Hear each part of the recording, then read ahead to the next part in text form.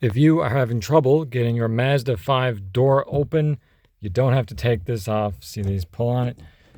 But if you do take that off, you can see that that latch is actually activating and it's pulling back on that. So what you gotta do, if that's not open, you're pulling it, okay, you're gonna hit the back side there. Push it, and then it should open. Make sure you're holding this so that the latch is opened as you bang on it. Make sure you bang on the back side because that's where the latch is. So as we pull it open, oh, it's rusty. It's all corroded, nasty. This is full of rust. We're gonna need to clear out all this. See all that in there? That's gotta be cleared out. And all this needs to be cleared.